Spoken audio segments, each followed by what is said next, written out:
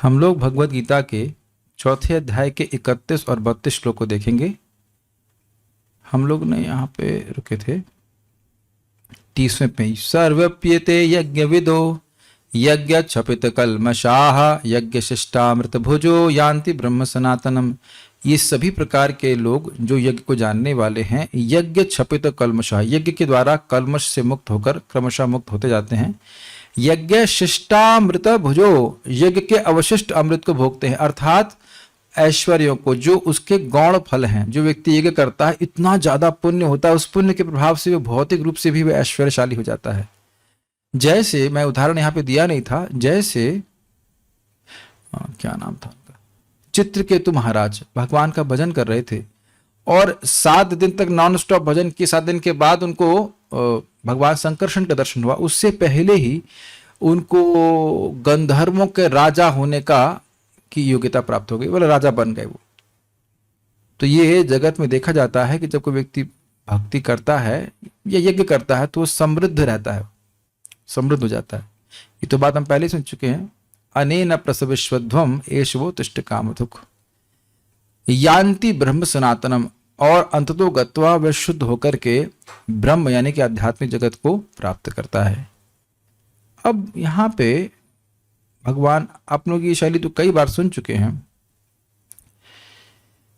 पिछले श्लोक को अगर आप देखेंगे तो इससे भगवान यज्ञ करने का लाभ बता रहे हैं। यज्ञ करने से हमारे पाप नष्ट होते हैं, ऐश्वर्य आदि प्राप्त होता है और व्यक्ति मुक्त होता है। 3 फायदे देखिए आपको।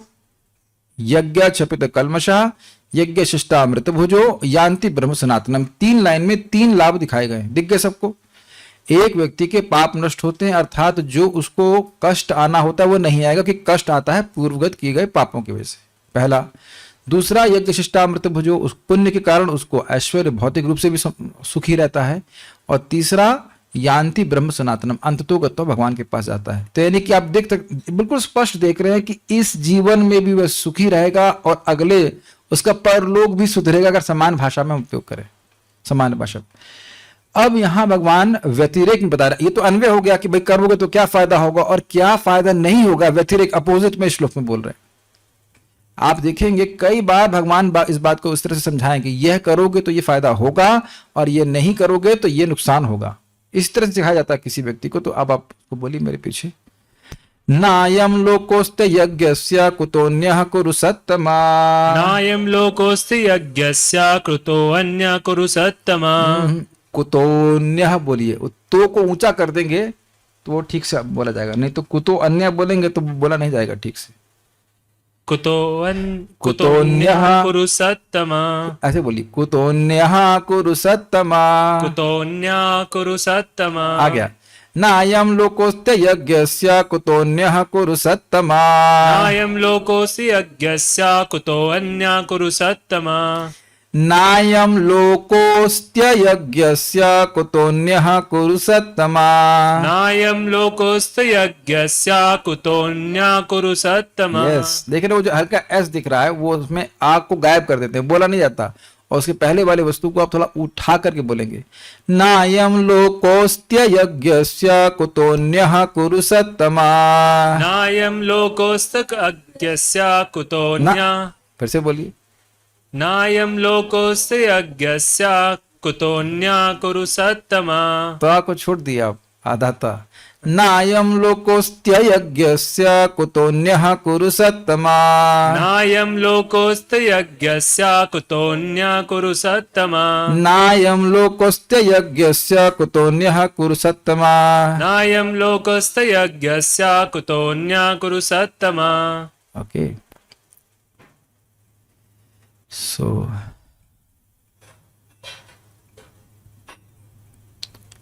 हे कुरुश्रेष्ठ, जब यज्ञ के बिना मनुष्य इस लोक में यानी कि मनुष्य लोक में या इस जीवन में ही सुखपूर्वक नहीं रह सकता तो फिर अगले जन्म में कैसे रह सकेगा।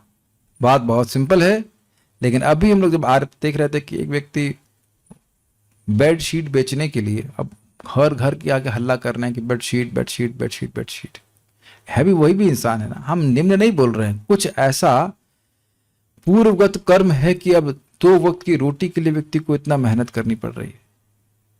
और देखो कुछ लोग ऐसे इंग्लिश में कहते हैं born with a silver spoon.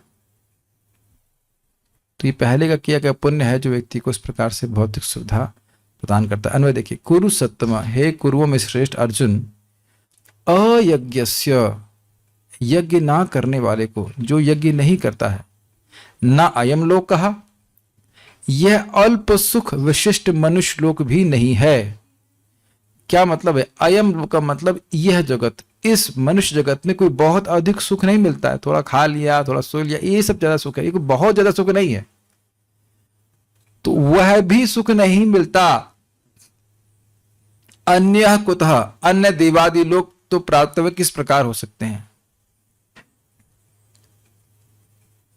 हो सकता है कि कोई व्यक्ति धनी हो, लेकिन इसका अर्थ यह नहीं कि वो सुखी है। Is it not? घर में बहुत क्लेश हो सकता है, यही अपने आप बहुत बड़ा दुख है। हाँ ठीक है, कुछ उसने पुण्य किया तो धन प्राप्त हो रहा है, लेकिन घर में शांति नहीं प्राप्त हो रही।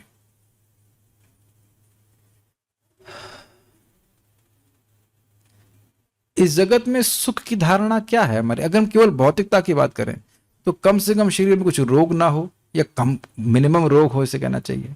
परिवार वाले आपसे प्रेम से बात करते हो।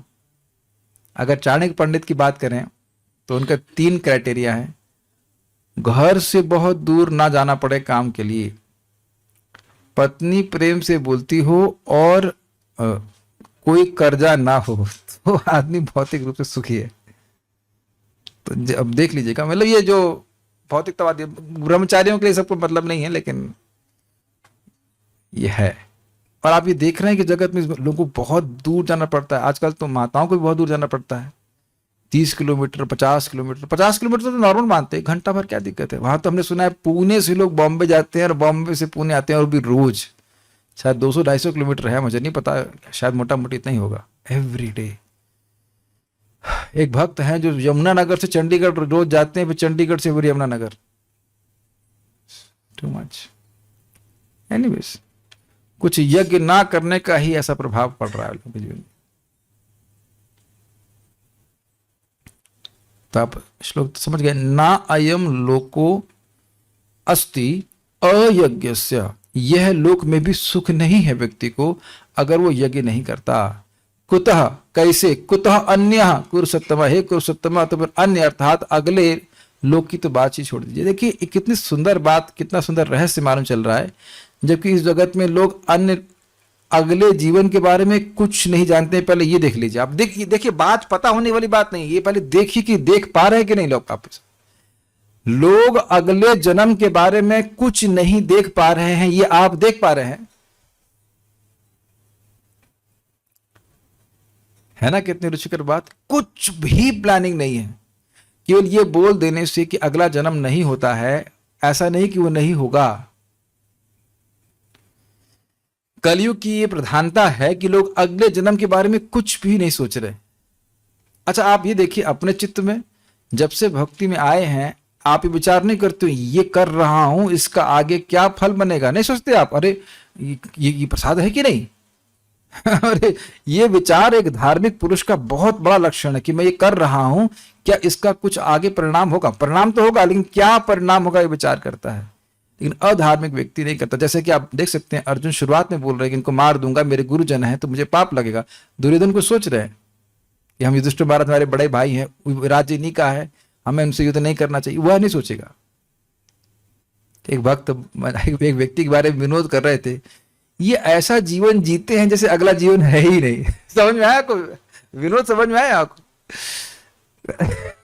वो किसी का भी अपराध कर रहे हैं, किसी को कुछ भी बोल रहे हैं, ऐसा लग रहा है कि अगला जीवन है ही नहीं, कोई पेमेंट अगला करना ही नहीं है। A conscious person will think about it कि भाई सचेतन व्यक्ति कहेगा भाई हमको अगला जन्म भी देखना। और देखिए अगला जन्म तो कल ही हो सकता है, चाहे हम इस जन्म की खूब सिक्योरिटी कर लें, लेकिन अब यह नहीं कह सकते कि अगला जन्म कल से स्टार्ट होना नहीं शुरू हो जाएगा। तो अब बताइए कि हमको क्या अपना हर दिन यज्ञ में नहीं जीना चाहिए? और जो हर दिन अयज्ञ में जी रहा है तब उसकी क्या गति होगी? देखिए जरा समझ लीजिए कि कितना इसका प्रभाव कितना है।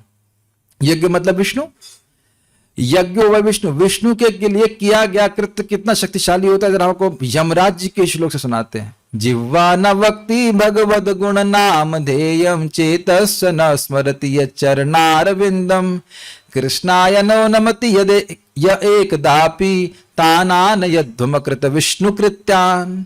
जिसकी जिह्वा भगवान का नाम नहीं बोलती, सरकार कुछ लोग गूंगे होते हैं तो शंकर लेके आए कहते नहीं, वो जिनका मन एक बार भी कृष्ण का स्मरण नहीं करता, सरकार कुछ लोग पागल होते हैं तो उनको लाया जाए, तो कहते नहीं जिसने भगवान को प्रणाम नहीं किया है। कितनी बार सरकार, कहते एकदापि, तो एकदापि का अर्थ आचार्य लोग कहते हैं कि जीवन में एक बार।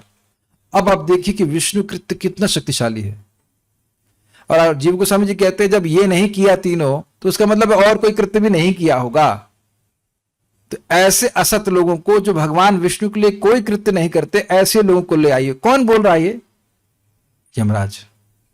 तो संदेह नहीं करना चाहिए, यमराज जी स्वयं भागवत में बोल रहे हैं। तो अब आप सोचिए कि गीता क्लास में बैठने का, भगवान का नाम जप करने का, एक बार अगर बैठा है, एक बार नाम उच्चारण किया तो नरक से बच जाएगा। और वहां पे जीव को समझ बड़ा अच्छा कहते हैं, हमको उससे वो बार बार याद आता है, हमको बड़ा अच्छा लगता कहते हैं ये कह रहे जीवा न वक्ति।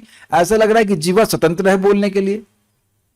जिसकी जीव नहीं बोलती, ये नहीं कह रहे कि वो नहीं बोलता, जिसकी जीव नहीं बोलती, तो उसका अर्थ यह है कि मन ना भी हो, मन ना भी हो, कोई चेतना नहीं हो, फिर भी अगर एक बार कृष्ण, गोविंद, मुकुंद, माधव कोई भी नाम बोला है तो वह नरक नहीं जाएगा। बताइए छोटे छोटे कर्म, मतलब देखने में लगने वाले छोटे छोटे पापों के लिए व्यक्ति को कितना भोगना पड़ता है, और यहाँ एक बार नाम बोला है, चाहे कितना हो पाप किया वो नहीं नरक जाएगा। तो बताइए आप रोज जाप करेंगे तो क्यों भगवान के पास नहीं पहुंच जाएंगे? और इस जीवन में भी देखा गया है कि जो लोग साधना करते हैं, जब करते हैं, मतलब एक अद्भुत रीति से भगवान के आयोजन से उनकी भौतिक आवश्यकताएं भी बड़ी आसानी से पूरी होने लग जाती हैं। ये तो दृष्ट है, एक नहीं कई उदाहरण इस प्रकार से देखे गए। गौशाला में एक व्यक्ति ने हमको एक जनरेटर ऑर्डर दिया, गिफ्ट के रूप में, कई साल पहले की बात है। कुछ ही दिन में उसको 100 जनरेटर के ऑर्डर आए। उस टाइम उसका बिजनेस कुछ लो चल रहा था। 100 generator this is too much.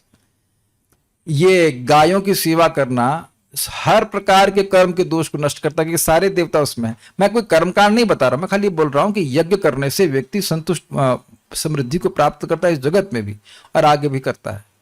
ये हमेशा ध्यान रखना चाहिए कि जो भी संपदा है, जो भी हमारे पास है, अन्न, दाल, चावल, जो कुछ भी है, धन, वो भगवान की सेवा में लगना चाहिए। ये बात तो उससे लाभ होगा। ठीक है, गीता भूषण टीका। यज्ञ ना करने के दोष को कह रहे हैं। जो व्यक्ति उपरोक्त यज्ञों को नहीं करता है, वह अर्थ, धर्म और काम से युक्त इस भौतिक जगत को भी प्राप्त नहीं करता, तो फिर मुक्ति का तो कहना ही क्या। तो यहां पे यही बात बोली जा रही है कि कैसे मुक्त हो पाएगा, अन्य मतलब मुक्त कैसे हो पाएगा। तात्पर्य, मनुष्य इस लोक में रहे, मनुष्य इस लोक में चाहे जिस रूप में रहे, वह अपने स्वरूप से अनभिज्ञ रहता है। समझ में आया? चाहे अफ्रीकन हो, चाहे वो चाइनीज हो, चाहे वो रशियन हो, चाहे वो इंडियन हो, हम जब अपने आप को इन उपाधियों से विभूषित रख रहे हैं तो उसका मतलब है कि हम भूल रहे हैं कि हम हैं कौन। दूसरे शब्दों में, भौतिक जगत में हमारा अस्तित्व हमारे पापपूर्ण जीवन के बहुगुणित फलों के कारण है। ये समझ में आया? देखिए, व्यक्ति पाप करता है मान लो इतना सा, लेकिन उसका फल इतना सा नहीं आता है, इसीलिए कह रहे हैं वो मल्टीप्लाई होकर के आता है। एक बार व्यक्ति पाप कर रहा है तो ये नहीं कि मान लो किसी ने किसी का मर्डर किया तो उसका एक ही बार उसको भोगना पड़ेगा, बहुत लंबे समय तक भोगना पड़ेगा। यह बात है, ये बहुत डरावनी बात है, इसको हल्के में मत लीजिए। जगत में कोई व्यक्ति कर्म कर रहा है, वह समझ नहीं पा रहा, उसका पेमेंट बहुत ज्यादा हो जाता है। कुछ नहीं हो रहा, कुछ नहीं हो, देखो किसी ने देखा भी नहीं तो, अरे पुलिस ने नहीं देखा और सीबीआई ने नहीं देखा, लेकिन जो देखने वाले कैमरे हैं 14 देवताओं के, वह तो देख ही रहे हैं, और वह बिल्कुल कभी गलत जाते नहीं है। एक उदाहरण आप ले लीजिए कि गाय का वध करने वाले के क्या परिणाम होता है। एक गाय को जो मारता है तो गाय के जितने शरीर पे रोम हैं उतने 1000 सालों तक उसको नरक पे पचना पड़ेगा। देखने में लग रहा है कि हम आज बहुत एंजॉय कर रहे हैं, गाय का मार रहे हैं, जो भी कर रहे हैं, लेकिन एंजॉय नहीं कर रहे व्यक्ति को बहुत बड़ा भोगना पड़ेगा पाप। ये बातें सब हैं। अज्ञान ही पाप पूर्ण जीवन का कारण है और पाप पूर्ण जीवन ही इस भौतिक जगत में अस्तित्व का कारण है। इसको समझ लेना चाहिए। देखिए पाप है क्या? पाप है भगवत विमुखता, और जीव को भगवान के स्वरूप का ज्ञान था ही नहीं। यही बात भक्ति संदर्भ में श्रील जीव गोस्वामी बताते हैं, एक शब्द का प्रयोग करते हैं, अपराग भव, जो पहले कभी नहीं था। प्राग अभव, प्राग अभव, पहले कभी नहीं था। जो बद्ध जीव है वह अनादिकाल से इस जगत में है और उसको भगवान का ज्ञान था ही नहीं। और ये बात और समझ लेने वाली होगी कि जिसको भगवान का ज्ञान एक बार हो गया वह ज्ञान कभी नष्ट होगा नहीं। एक बार आपको भगवान का ज्ञान हो गया तो वह कभी नष्ट नहीं होता। नेहाभिक्रमण नाशस्ती आप जानते हैं, लेकिन जगत में जीव इसीलिए फंसा हुआ है क्योंकि भगवान का ज्ञान है नहीं। This is very encouraging. अगर हमको भगवान की बात समझ में आ गई, भगवान की भक्ति कर रहे हैं, तो एकदम संदेह रहित रहिए कि हम लोग भगवान के पास पहुंचेंगे ही। मैं समझा पा रहा हूं? आप सभी लोगों को समझ में आ रहा है कि कृष्ण भगवान हैं। अब ये बात जो समझ में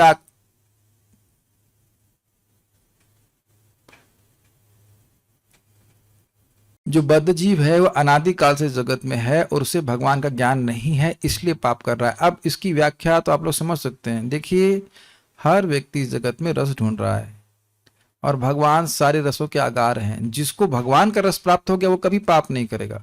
अब समझ में आ गया?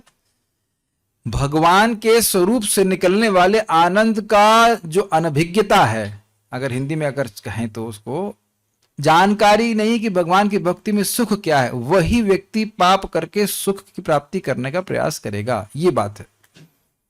Is it okay? क्योंकि हम सभी लोग सुख चाहते हैं और भगवान की सेवा का सुख पता नहीं तो वह इंद्रिय तृप्ति करेगा, उसके लिए फिर पाप करेगा। नूनम प्रमत्तः कुरुते विकर्मा यदिंद्रिया प्रीतम आपनोति। लोग विकर्म कर रहे हैं क्यों? कि उसके द्वारा उनको शरीर प्राप्त हुआ था दुख भोगने वाला, अब फिर वही काम कर रहे हैं। क्यों? क्योंकि उनको पता नहीं है कि क्योंकि इंद्रियों को अच्छा लगता है बस। और आपको याद हो गीता में श्लोक सुना था हमने, अर्थेन्द्रियारामो मोघम पार्थ जीवति। यस, केवल इंद्रियों के अर्थ के लिए, इंद्रियों को आराम देने के लिए, इंद्रियों को सुख देने में जो व्यक्ति जीवन बिता रहा है वह उसका जीवन व्यर्थ चला गया, व्यर्थ चला गया। मनुष्य जीवन ही वह द्वार है जिससे होकर इस बंधन से बाहर निकला जा सकता है। ये बहुत जबरदस्त बात है। मैं आपको बहुत अच्छा उदाहरण बताता हूं, बहुत अच्छा। एक अंधा था और वो स्टेडियम में था। याद है आपको ये उदाहरण? बड़ा अच्छा उदाहरण दिया था। तो उस स्टेडियम में एक ही दरवाजा था बाहर निकलने का। तो आप समझ ही सकते हैं, अंधा है और वह अपनी डंडी से टटोल रहा है कि दरवाजा कहाँ है बाहर निकलने का। लेकिन ऐसे घूमते घूमते जब वह वाकई दरवाजे के बाहर सामने आया तो हाथ खुजलाने लगा। समझ रहे हैं? और फिर आगे बढ़ गया और हर बार वो ऐसे ही करता था। आप समझ रहे हो कि मैं क्या कहना चाहता हूं? मनुष्य योनि प्राप्त करके, जिसके द्वारा हम मोक्ष आसानी से प्राप्त कर सकते हैं, भगवान के नाम जप करके, भक्ति करके, उसमें फिर व्यक्ति केवल इंद्रिय तृप्ति में पड़ जाए तो उसका मौका छूट जाएगा। तो प्रभुपाद जी कहते हैं देखिए बात तो यह है कि इंद्रिय तृप्ति को जीरो कर देना चाहिए, और नहीं कर सकते हो तो चलो इंद्रिय तृप्ति हो रही, लेकिन भगवान को भूलो मत। यह नहीं कि अब भगवान की भक्ति को एकदम तिलांजलि दे करके छोड़ दिया, भाई हम तुरंत आहार निद्रा भय मैथुन मान लो बंद ना कर पा रहे हैं। इसका मतलब ये नहीं कि हरे कृष्ण जपना ही बंद कर दे या भगवान को भोग लगाना ही बंद कर दे। अकामा सर्व काम व मोक्ष काम उदारधि तीव्र न भक्ति योगे ना ये जेत पुरुष परम। लेकिन भगवान को टोटल भूल जाना ये बहुत बड़ा अपराध है। यही बात बता रहे हैं कि मनुष्य जीवन यह द्वार है जिसके द्वारा इस बंधन से बाहर निकला जा सकता है, लेकिन लोग ना जान पाने के कारण इसकी महत्व को नहीं समझ पाते। नेक्स्ट, बहुत अच्छा तात्पर्य है। अतः वेद हमें धर्म, अर्थ, काम तथा मोक्ष का मार्ग दिखलाकर बाहर निकलने का अवसर प्रदान करते हैं। धर्म या ऊपर संस्कृत अनेक प्रकार के है कि हमारी आर्थिक समस्याओं को स्वतः हल कर देते हैं। इस विश्वास हो रहा है ऐसा। जनसंख्या में वृद्धि होने पर भी यज्ञ संपन्न करने से हमें प्रचुर भोजन, प्रचुर दूध इत्यादि मिलता रहता है। जब शरीर की आवश्यकता पूर्ण होती रहती है तो इंद्रियों को तुष्ट करने की बारी आती है। अतः वेदों में नियमित इंद्रिय तृप्ति के लिए पवित्र विवाह का विधान है। इस प्रकार मनुष्य भौतिक बंधन से क्रमशः छूटकर उच्च पद की ओर अग्रसर होता है। तो देखिए विवाह भी एक यज्ञ है, ताकि कृष्ण भावना भावित संतान हो, आगे वह भक्ति करे इस प्रकार से। लेकिन अब आजकल सब कहाँ को जानता है, बल्कि जिस तरह से विवाह आजकल होते हैं उसको यज्ञ कहना तो यज्ञ का अपमान होगा, है कि नहीं। अब यज्ञ में डीजे तो बजाया नहीं जाता था, है कि नहीं। बहुत शहनाई बजा लो ठीक है, लेकिन डीजे बजाने का तो कोई मतलब नहीं है। युधिष्ठिर महाराज अपना यज्ञ कर रहे हैं तो उसमें डीजे बज रहा हो तो नहीं, तो आप कैसे कह सकते हो कि विवाह यज्ञ है, बताइए। ठीक है, इस प्रकार मनुष्य भौतिक बंधन से क्रमशः छूटकर उच्च पद की ओर अग्रसर होता है और मुक्त जीवन की पूर्णता परमेश्वर का सानिध्य प्राप्त करने में है। यह पूर्णता यज्ञ संपन्न करके प्राप्त की जाती है, जैसा कि पहले बताया जा चुका है। एक बड़ी रुचिकर बात है, आपने नोटिस करेगी, वेद जान रहे हैं कि बद्धजीव तुरंत भगवान की अपनी इंद्रिय तृप्ति को पूर्णतः नहीं त्याग सकता, इसलिए वे इस पर भी वो जानते हुए भी वे किसी भी जीव को रिजेक्ट नहीं कर रहे हैं। वो जिस चेतना में है, जैसा यज्ञ जिस प्रकार से वह कर सकता है, वहां से उसको उठाने का प्रयास करना। इसलिए कर्मकांड की व्यवस्था भी है, ज्ञान कांड की व्यवस्था है, कर्म योग, निष्काम कर्म योग, ये वो कहीं से तो शुरू करे। जो इंसान का जन्म लिया है वह कम से कम कुछ तो भगवान के लिए कुछ करे, कुछ तो संपर्क प्राप्त करे। जीरो अकाउंट नहीं लेकर के जाना चाहिए, क्योंकि आप जानते हैं कोई भी योग कर रहा है, चाहे कर्म योग कर रहा है, ज्ञान योग कर रहा है, एक बार वह उस पथ पे आ गया तो अब वह भगवान के पास पहुंचेगा ही, क्योंकि भगवान उसको दोबारा मौका देंगे। अगर कोई योगी पूरी तरह से इंद्रिय भोग में प्रवृत्त भी होगा तो भी वह स्वर्ग जाएगा, आप जानते हो, छठा अध्याय पढ़ेंगे, और फिर आकर के भक्ति करना शुरू करेगा, या जो भी योग का प्रोसेस वो शुरू करेगा। इससे यह तो स्पष्ट हो रहा है कि यज्ञ करने वालों को भगवान बड़े अनुकूल भाव से देखते हैं, बहुत ज्यादा ही अनुकूलता से देखते हैं, ये भी बड़ा स्पष्ट समझ में आ रहा है। अतः वेदों में ऐसी हो गया, हमने पढ़ लिया। और हाँ, दूसरी बात है कि प्रपात अच्छा बोलते भाई, एक जन्म में भगवान के पास नहीं जा सकते, इसका मतलब यह नहीं है कि अब चलना ही शुरू ना करे। एक भक्त अभी स्कूटी से वहां दिल्ली से यहाँ पे, हम अरे इतना लंबा कैसे आ गए, कहते नहीं, चलाते थे आराम आराम से, और फिर थक जाते थे रुक जाते थे, फिर चलाते थे फिर रुक जाते थे, ऐसे करके। समझ में आ गया ना मैं उदाहरण क्यों दे रहा हूं। अरे भाई, एक जीवन में नहीं पहुंच पाए तो उसका मतलब क्या, हम शुरुआत ही नहीं करें। ये बात क्या कहते हैं, गांठ बांध लीजिएगा कि एक बार भगवान के पास पहुंचने का आपने प्रयास किया तो वो भगवान के पास पहुंचकर ही रुकेगा। ये बात भले ही मैं 500 बार बोल चुका हूं, लेकिन और 15,000 बार फिर से बोलूंगा। This has to be understood by devotees. Never get depressed. Depression का कोई स्कोप ही नहीं है। शायद ही कोई यहां भक्त इस प्रकार से इच्छा करता हो कि मैं गीता पढ़ूं, ये करूं वो करूं। बहुत हो भी सकते हैं, ऐसी बात नहीं होंगे, लेकिन बहुत से लोगों को तो यही बात होगी कि अकस्मात हम लोग कृष्ण भगवान की भक्ति में आ गए। वो पता नहीं था, भक्त ये पता था वो कृष्ण हैं, लेकिन नहीं, ये सब भगवान की व्यवस्था से हो रहा है, ये सब भगवान की व्यवस्था से हो रहा है। भक्त लोग प्रचार करने तो बहुत जगह जाते हैं, वह आप ही को क्यों सेलेक्ट करके लाया गया। हम कोई पहली बार भक्ति नहीं कर रहे हैं, समझने का प्रयास कीजिए। तो इस समय भगवान व्यवस्था कर रहे, इसमें तो हम लोग को मुझको इस tolerating me in the Dham, this very surprising, this shows Krishna can tolerate anyone. ये बात हम मुझे पूरा विश्वास से कह सकते हैं। तो अब आप ये सोचिए, भगवान अपना धाम दे रहे हैं, प्रसाद दे रहे हैं, भगवान का नाम दे रहे हैं। आप लोग को कुछ आश्चर्य नहीं लगता कि ये भगवान का कृपा है कि हम लोग को सुबह आइडिया देते, ए माला जब करो। He is not inspiring everyone with like that. Don't underestimate this. हर व्यक्ति को भगवान प्रेरणा नहीं दे रहे कि आप चलो चलो गीता सुनो। और ऐसा भी नहीं कि सारे के सारे लोग नौकरी ही कर रहे हैं। ये बहुत भगवान का अनुग्रह है कि हम लोग को अब वापस बुलाना चाहते हैं। हमेशा से बुलाना चाह रहे थे, लेकिन अब हमको वापस बुलाने की व्यवस्था कर ली, इसलिए सब भक्ति का प्रोसेस हमको दे रहे हैं। और मुक्त जीवन की पूर्णता परमेश्वर का सानिध्य प्राप्त करने है, मतलब भगवान के पास पहुंच जाने में। फिर भी यदि कोई व्यक्ति वेदों के अनुसार यज्ञ करने के लिए तत्पर नहीं होता तो वह शरीर में सुखी जीवन की कैसे आशा कर सकता है। फिर दूसरे लोक में दूसरे शरीर में सुखी जीवन की आशा तो व्यर्थ ही है। विभिन्न स्वर्गों में भिन्न भिन्न प्रकार की जीवन सुविधाएं हैं, और जो लोग यज्ञ करने में लगे हैं उनके लिए तो सर्वत्र परम सुख मिलता है। किंतु सर्वश्रेष्ठ सुख वह है जिसे मनुष्य कृष्ण भावनामृत के अभ्यास द्वारा वैकुंठ जाकर प्राप्त करता है। और यही अभ्यास है भगवत गीता का श्रवण कीर्तन करने का। ये देखा गया है कि कुछ लोग ऐसे पुण्यात्मा होते हैं तो वो जहां जाते हैं उनको सुविधा प्राप्त होती है, किसी भी अवस्था में रहे उन्हें सुविधा प्राप्त होती है कि पहले का पुण्य किया गया है। बहुत अच्छा प्रभुपाद जी कहते हैं, पूर्व जन्म अर्जितम पाप पुण्यम पूर्व जन्म अर्जितम विद्या अग्रे धावती धावती। पुण्यम नहीं था, धनम था। पूर्व जन्म अर्जितम धनम पूर्व जन्म अर्जितम ज्ञानम अग्रे धावती धावती। पिछले जन्म में जो आपने ज्ञान अर्जित किया है, पिछले जन्म में आपने जो धन अर्जित किया है, वो अगले जन्म में आता है। अब एक प्रश्न यह बन जाएगा कि धन अर्जित किया पिछले जन्म में तो इस जन्म में कैसे आएगा? प्रश्न आएगा ना।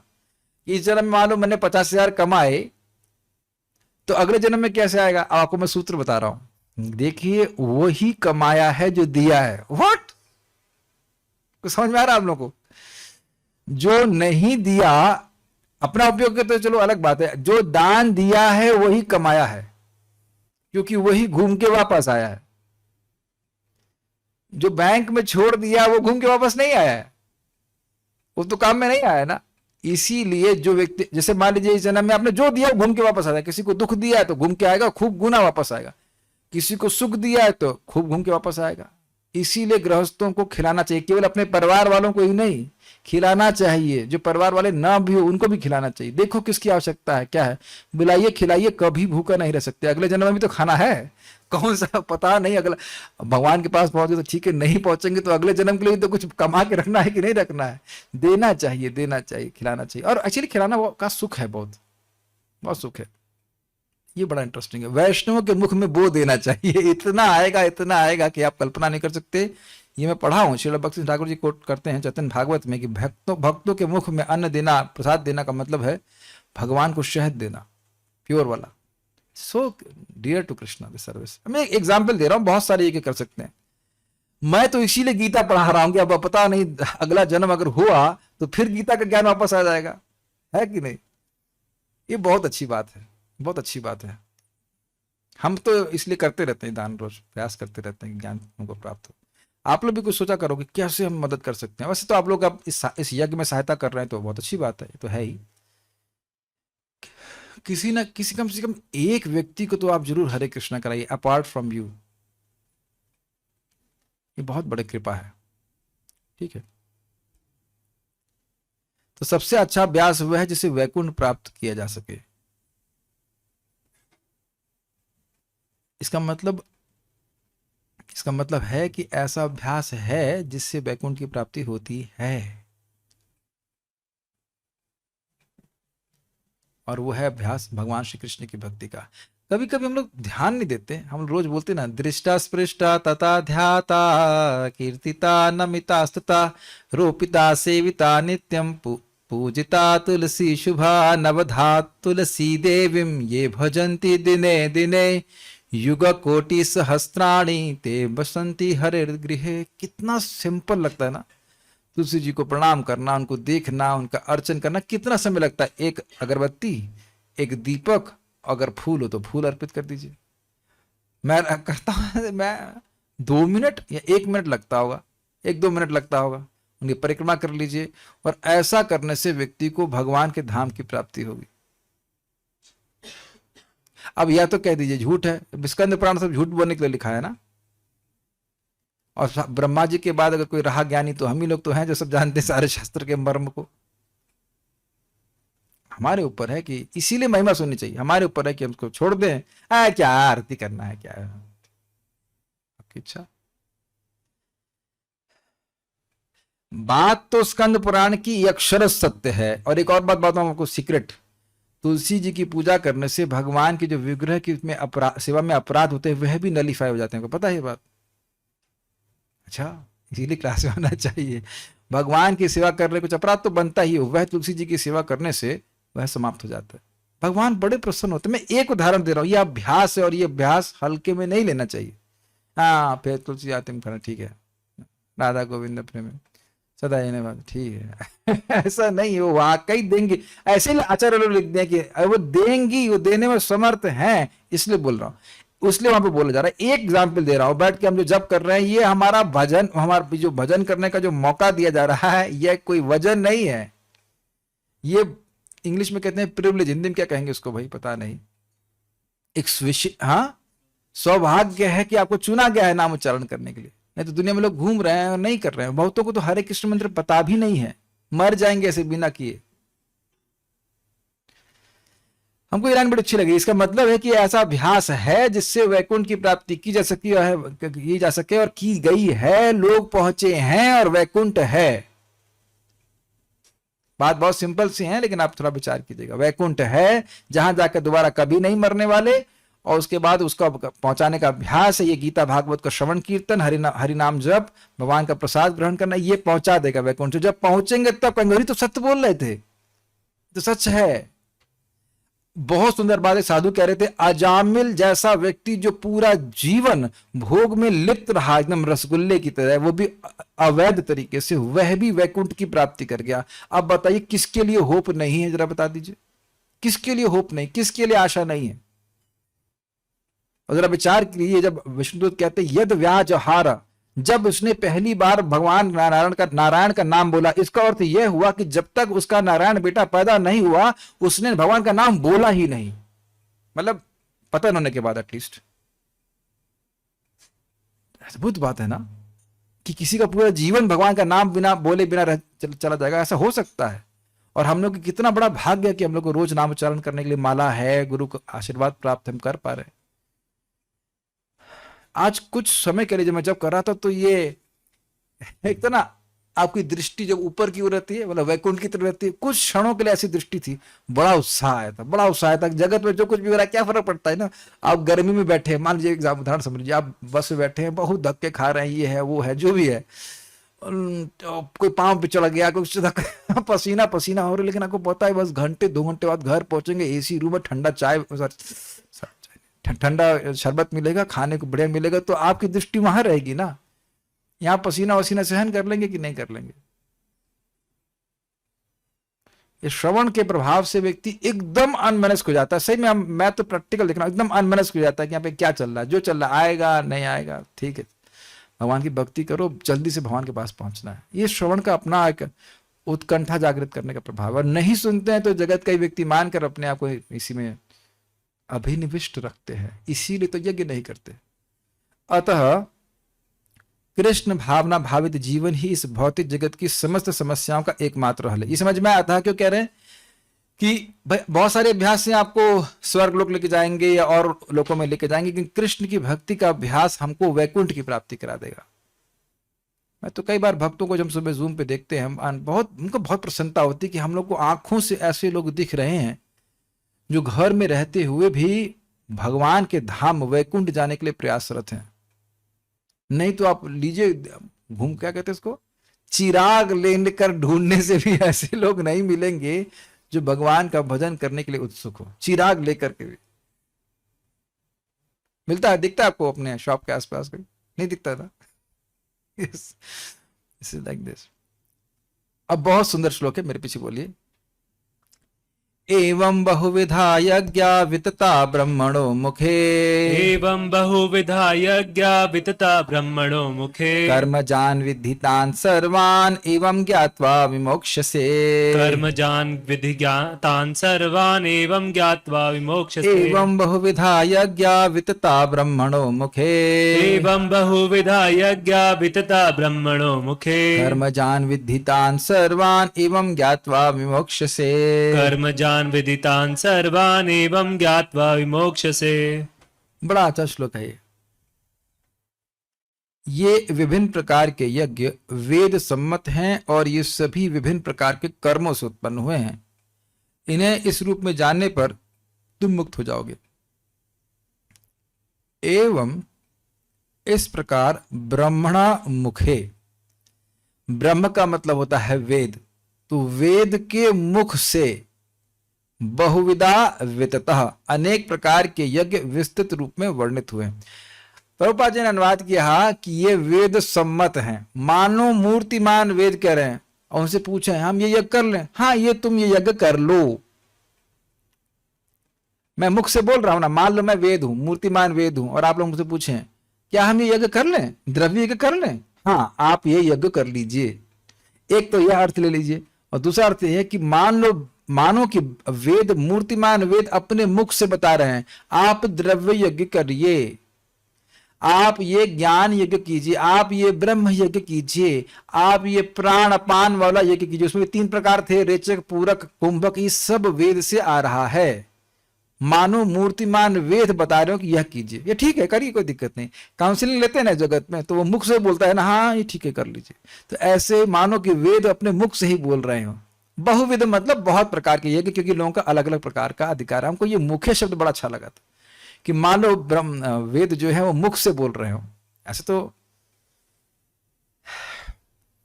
ऐसे भी काफी इंटरेस्टिंग है कि वेद ऐसे तो नहीं आते हैं, लेकिन वेद की जो ज्ञान है वो ब्रह्मा जी के द्वारा हृदय में प्रकाशित हुआ और उनके द्वारा प्रवर्तन हुआ। जब उनके मुख से वो बोले वेद का ज्ञान, तो उनके बच्चों ने सीखा, प्रजापतियों ने सीखा, फिर इस प्रकार से बोल बोल के प्रवर्तन हुआ।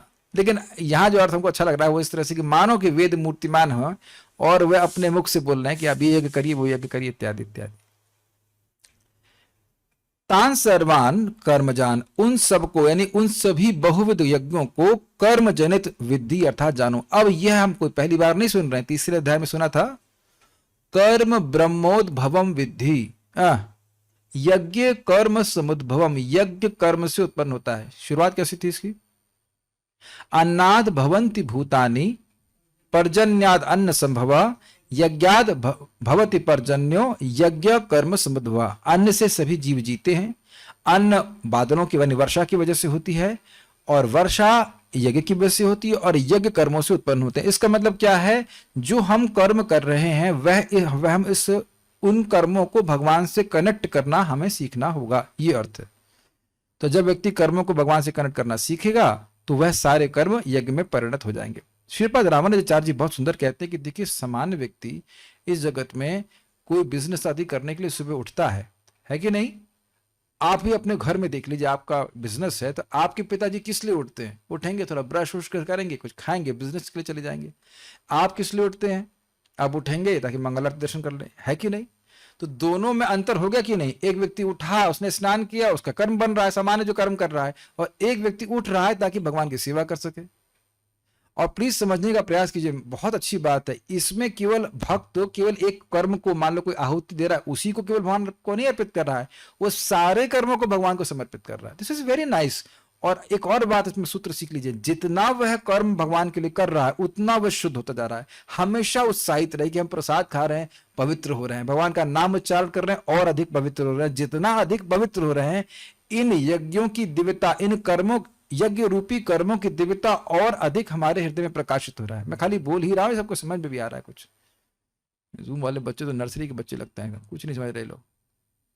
Are you able to understand anything? मैं फिर रिपीट कर रहा हूं, हृदय जितना अधिक शुद्ध होता जाएगा उतना ही इन कर्मों की दिव्यता का अनुभव हम और अधिक करेंगे, और उतना ही भौतिक कर्मों की नीरसता और भौतिक कर्मों की भौतिकता का अनुभव करेंगे। कितने जड़ हैं सब कार्य। गीता सुनने में एक आलोक प्राप्त होता है, ये तो व्यक्ति को अनुभव होने ही लगता है ना, जब नियमित रूप से सुनते हैं इस बात को। जब उसको करेगा तो फिर उसको और अधिक समझ में आएगा। पहले तो खाली सुनता है महात्मा है, हाँ शायद हो सकता है कि महात्मा हो, ऐसा करके हो, लेकिन धीरे धीरे जैसे जैसे उपाधि थोड़ी कम होती चली जाती है, व्यक्ति अनुभव करता है कि मेरा इस जगत से कोई मतलब नहीं है। ये जो हमारा आइडेंटिफिकेशन बहुत रूढ़ है ना, कि हम इस परिवार के हैं, हम इसके हैं, ये वो अंदर से आप देखेंगे ग्रंथि भगवान ढीली करने लग जाते हैं जैसे जैसे व्यक्ति भगवान की भक्ति करता है। ये अनुभव से बोला जा सकता है, मतलब ऐसा नहीं कि खाली थ्योरी में बोल रहे हैं इस बात को। जो शास्त्र में सुनते हैं व्यक्ति को अनुभव भी होता है। ठीक है, तो इनको जानो कि भाई कर्मों से उत्पन्न हुआ, तो फिर व्यक्ति अपने कर्मों से भगवान को संतुष्ट करने का प्रयास करेगा। एवं ज्ञात्वा विमोक्ष से, यह जानकर के तुम मुक्ति प्राप्त करोगे। अब ये बड़ा रुचिकर है। क्या यह केवल जान लेने से कि यज्ञ कर्मों से उत्पन्न होता है व्यक्ति मोक्ष प्राप्त करेगा, कि ये अर्थ है? अर्थ यह नहीं है। अर्थ यह है कि जान लेने के बाद व्यक्ति यज्ञ को करेगा, ये अर्थ है। श्लोक को ठीक ठीक हमें समझना होगा। यह नहीं कि बस हाँ ठीक है हरे कृष्णा, हाँ, कलयुग केवल नाम आधारा, सुमरे सुमरे नर उतरई पारा, तूने तो कुछ नहीं बोला। ऐसे बहुत से लोग हैं जो इस प्रकार के श्लोकों को खूब कोट करते हैं कि कलयुग में तो केवल नाम ही आधार है, और सत्य बात है, और उसका स्मरण करने से लोग पार हो जाएंगे, लेकिन वह जप नहीं करता, खाली बोलता रहता। तो यानी जानने का मतलब उसे करना। मान लो किसी को जान ले बीमारी हो, कहीं छोटी सी दवा खा लीजिए ठीक हो जाएंगे, तो ठीक हो जाएगा। ये जान, अगर उसको दवा पता चल गई तो वो मुक्त हो जाएगा, दवा वह बीमारी से ठीक हो जाएगा। तो ये कहना सही है कि नहीं?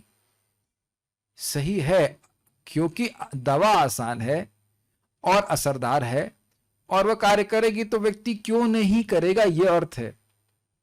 आप देखो, समझने का प्रयास करो। पिछले श्लोक में, इससे पहले वाले श्लोक में भगवान ने बोला था 38 में बोला कि यज्ञ करने वाले को 3 लाभ मिलते हैं। क्या? पाप नष्ट होते हैं, दूसरा खूब पुण्य मिलता है, और तीसरा भगवान की प्राप्ति होती है। यज्ञ नहीं करने वाले को इस जीवन में भी सुख नहीं मिलता और अगले जीवन में भी नहीं मिलता। तो अब बताओ ऐसा, और यह यज्ञ हमारे कर्मों से उत्पन्न होते हैं, अर्थात ब्राह्मण ब्राह्मण के कार्य करे, क्षत्रिय क्षत्रिय के कार्य करे, वैश्य वैश्य के कार्य करे, और शूद्र शूद्र के कार्य करे, लेकिन भगवान को समर्पित करने की कला को सीखे। तो अब जब हमारे कर्मों से यज्ञ उत्पन्न हो रहा है, भगवान को समर्पित करने से इतने फायदे हो रहे हैं, तो ये जानकर मुक्त नहीं हो जाएगा कोई व्यक्ति। कर्म करना नहीं बंद करना है, लेकिन भगवान को कनेक्ट करना सीखना है, वो सब बातें होती हैं। तो ये बड़ा स्पष्ट हो गया, इसको आगे हम अनुवाद पढ़ लें। गीता भूषण टीका देखते हैं। यह सभी यज्ञ वेदों के मुख में रखे गए हैं। स्पष्ट समझ आ गया? इसका अर्थ यह है कि यह सभी यज्ञ वेदों में स्पष्ट रूप से वर्णित हैं, जो भगवान का मुख है और जो आत्मज्ञान के साधन को स्पष्ट रूप से वर्णित करता है। कैसे आत्मज्ञान प्राप्त होगा, ये वेद से आ रहा है। देखिए, ये भगवान की ही तो वाणी वेद है, बल्कि भगवान का निश्वास वेद है। तो जब वेद की बात बोली जा रही है तो वो भगवान की ही बात है। भगवान भी इस बात को बोल रहे हैं। अभी श्लोक भूल रहा हूं, दूसरा अध्याय का, तीसरे अध्याय का श्लोक था। इसमें बोलते हैं कि जो अनुतिष्ठन्ति में मतम, ऐसे करके श्लोक है ना, कि जो व्यक्ति मेरे इस मत को, जो नित्य है, अर्थात वेद, जैसे वेद शाश्वत है, ऐसे मेरा ये जो ओपिनियन है वह भी शाश्वत है। निष्काम कर्मियों के बारे में जो करता है तो वह मोक्ष की प्राप्ति करता है। हम लोग तीसरे अध्याय में पढ़े थे, भी श्लोक याद नहीं आ रहा। और दूसरा लोग बोला था कि ना अनुतिष्ठन्ति में मतम, जो नहीं सर्व ज्ञान विमूढ़ा स्थान बुद्धि नष्टान अचेतसा, ऐसे श्लोक था ना। यस। और जो मेरी बात नहीं सुनता है, मेरे इस मत को नहीं मानता, जो वेद का है, वाक्य है, तो फिर वह व्यक्ति नष्ट हो जाएगा, वह उसका भविष्य खराब हो जाएगा। तो ये जो आत्मज्ञान का साधन निष्काम कर्मयोग है, वेद से आया है। ठीक है। यह जानो कि यह सभी यज्ञ काया, मन और वाणी के द्वारा जन्म लेते हैं। कर्म जान, अब इसका क्या अर्थ है? इसका अर्थ बड़ा सुंदर है। हम कुछ शरीर से करते हैं तो कुछ कर्म फल बनता है। मैं अभी बोल रहा हूं तो उसका कुछ कर्म फल बनेगा। ऐसा नहीं है कि मैं स्वतंत्र हूं, मुझे स्वतंत्र छोड़ दिया गया है बोलने के लिए। देखिए, बोलने का बड़ा फर्क पड़ता है इस जगत में। अगर हम प्राइम मिनिस्टर के खिलाफ या और किसी के खिलाफ कुछ बोल देते हैं तो बोलने की वजह से ही व्यक्ति को बहुत दंड मिल सकता है। ये दृष्ट है। और अन्य देश भी हैं जहां पे आपने जरा सा भी गलत बोल दिया या लिख दिया तो फिर फजीयत हो जाएगी, जान से भी मार सकते हैं वो लोग, इतना ज्यादा स्ट्रिक्ट रहते हैं। तो आप ये नहीं कह सकते, हम ये नहीं कह सकते कि बोलने से तो कुछ होता नहीं है। बल्कि आचार्यों ने कहा ये वैष्णव निंदा को इतना अधिक क्यों खराब बोलते हैं। एक उदाहरण दे रहे हैं, कहते हैं कि देखो, अगर किसी को बाण लग जाए तो बाण निकाल लेते हैं, वो दर्द समाप्त हो जाता है। लेकिन जो बुरी बात कही जाती है, मर्म होती है ना, मर्म को कष्ट देने वाली, वो व्यक्ति को जीवन भर याद रहता है। तो एक भक्त थे, वो 30 साल पुरानी घटना को याद रख रहे थे। 30 साल पुराने कहा था किसी ने, 30 years बैक। तो इसलिए कर्म का, वाणी का भी बहुत बड़ा कर्म बनता है। और फिर आप मन का तो जानते ही हैं, लेकिन कलयुग में मन का माफ है, लेकिन ये सोच लेना चाहिए कि मन में ही सोचते रहेंगे उसको मार दूं, उसको मारूं, ये कर दूं, वो कर दूं, तो मुख से आ ही जाएगा और हाथ पैर भी कभी ना कभी चल जाएगा। हाँ, भक्त लोग बता रहे हैं, बहुत सुंदर, उन्हें श्लोक भेज दिया। ये मे मतमिदम नित्यम अनुतिष्ठन्ति मानवाः श्रद्धावन्तो अनसूयन्तो मुच्यन्ते ते कर्म भी। सेम बात 3.31 भगवत गीता।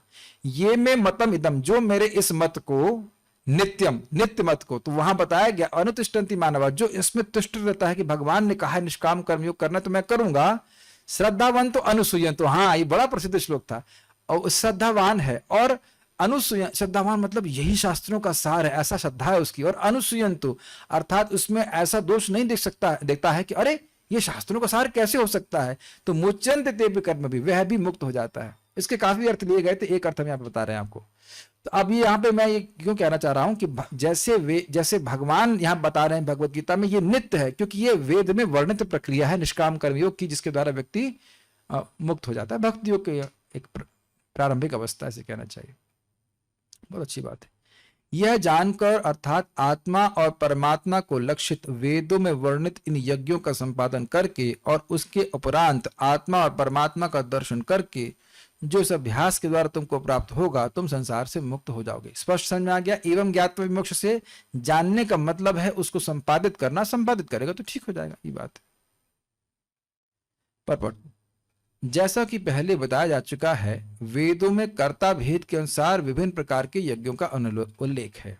चूंकि लोग देहात्म बुद्धि में लीन है, अतः इन यज्ञों की व्यवस्था इस प्रकार की गई है कि मनुष्य उन्हें अपने शरीर, मन अथवा बुद्धि के अनुसार संपन्न कर सके, किंतु देह से मुक्त होने के लिए इन सब का विधान है। इसी की पुष्टि यहां पर भगवान ने अपने श्रीमुख से करी है। बड़ा सुंदर बात है। प्रभुपाद जी समझाते हैं कि यज्ञ का विधान है किस लिए। देखिए, इस जगत में हमारा है नहीं कुछ, लेकिन जो व्यक्ति देहात्म बुद्धि से ग्रसित है वह ये मानता है कि ये मेरा है। हम तो कुछ नहीं लेके आए थे और कुछ लेके भी नहीं जा रहे हैं, फिर भी व्यक्ति संकोच करता है, मैं ये क्यों दूं, इसमें तो मेरा नुकसान है। लेकिन यहां बताया जा रहा है कि ना, देखा जाए तो फ्री की वस्तु दे करके हमको बहुत वस्तु मिल रही है। ये स्वीकार्य बात है। हम कुछ लेके आए नहीं, कुछ लेके जाएंगे नहीं, तो हमको तो वस्तु दी जा रही है ना। इस जीवन में जो भी आ रही है वो दी जा रही है। जैसे भी कल भक्त ने मुझे चावल का डोनेशन दिया, तो उसका पेमेंट तो मैं कुछ किया नहीं, तो अब ये चावल मैं दूसरे को देने में क्यों संकोच करूं। मेरी बात समझ रहे हैं। मैं सोचता हूं, हाँ चावल अच्छा 100 ग्राम मैं रोज खाऊंगा तो 3 महीने तक खाऊंगा। बेटा तू कर्म खाएगा केवल। भगवान को देना चाहिए और वह दूसरों को भी देना चाहिए। अपने संसाधनों का उपयोग दूसरों की सेवा में भी करना चाहिए। मैं ये एक एग्जाम्पल दे रहा हूं। अब जैसे मान लीजिए, वाह वाह वाह मुझे गीता समझ में आ गई, अब मैं सांप की तरह चुप रहूंगा एकदम, नहीं, वो अपना मैं भी भूल जाऊंगा। मुझे अच्छा लग रहा है इन द सेंस कि जब मैंने भागवतम पढ़ाना शुरू किया था तो चक्रवर्ती पाद के प्रथम श्लोक पे 5 टीका हैं, उसमें मेहनत करके सीख लिया। अब मुझे लग रहा है कि कदाचित दोबारा पढ़ा तो अपने ही नोट्स को रेफर कर लूंगा कि क्या पढ़ाया था, क्या बोला था, क्योंकि एकदम गायब हो जाता है कि क्या बोला था उस समय, कुछ भी याद नहीं रहता। तो बोलने से मेरा कुछ लाभ ही होगा ना। ये हमेशा समझने का प्रयास कीजिए, जो संसाधन भगवान ने आपको दिया है, जो भी दिया है, चाहे ज्ञान दिया हो, चाहे धन दिया हो, चाहे और कुछ दिया हो, ये वट एवर दूसरों की आप कृष्ण भावना में मदद करेंगे तो बहुत बड़ा आशीर्वाद भगवान के पास तरफ से आया। और ये समझने का प्रयास कीजिए, बोलने से तो बहुत लोगों का लाभ होता है, बहुत लाभ होता है, नुकसान भी होता है और लाभ भी होता है। ये ज्योतिष आदि तो बोल बोल के लाभ कर देते हैं, जितना भी कर पाते हो, कोई भी है। डॉक्टर भी तो बोलते हैं, लिख के देता है या बोल के देता है, भाई आपको ये बीमारी है, दवा ले लीजिए। कितने लोग लाभान्वित हो जाते हैं। यूट्यूब पे लोग कितने कितने वो वीडियो बनाते रहते हैं, इस बीमारी से ये इलाज कर लीजिए, तो बोल बोल के तो लोग सहायता कर रहे हैं कि नहीं। तो इसलिए करना चाहिए, बहुत अच्छी बात है। मनुष्य उन्हें अपने शरीर, मन अथवा बुद्धि के अनुसार संपन्न करे, तो इस प्रकार से देहात्म बुद्धि से मुक्त होगा। मैं समझा पाया, हमारा कुछ नहीं है, लेकिन हम माने बैठे हैं कि हमारा है। तो जब यज्ञ करते हैं तो धीरे धीरे व्यक्ति को समझ में आने लगता है कि वस्तु हमारी है ही नहीं, वो तो भगवान के द्वारा हमें दी गई हैं ताकि हम उनका उपयोग भगवान की सेवा में कर सकें। यद्यपि शुरुआत में ऐसा लगता है कि मैं अपनी वस्तु भगवान को दे रहा हूं, जबकि हम भगवान की वस्तु भगवान को दे रहे हैं। उदाहरण आप जानते हैं, गंगा जी का जल, हाँ मैं अब जल दे रहा हूं, तो तू बेटा देह से प्रकट किया अपना जल नहीं, वो जल तुम गंगा जी से लेके ही दे रहे हो। कितना रुचिकर है ना कि बहुत बार लोग हरिद्वार जाते हैं तो यही सोचते हैं हम वहां गंगा जी को जल देंगे, स्नान भी करेंगे और जल दोगे, तो स्नान किस में करोगे? गंगा जी के जल में, और दोगे जल कौन सा? गंगा जी का जल।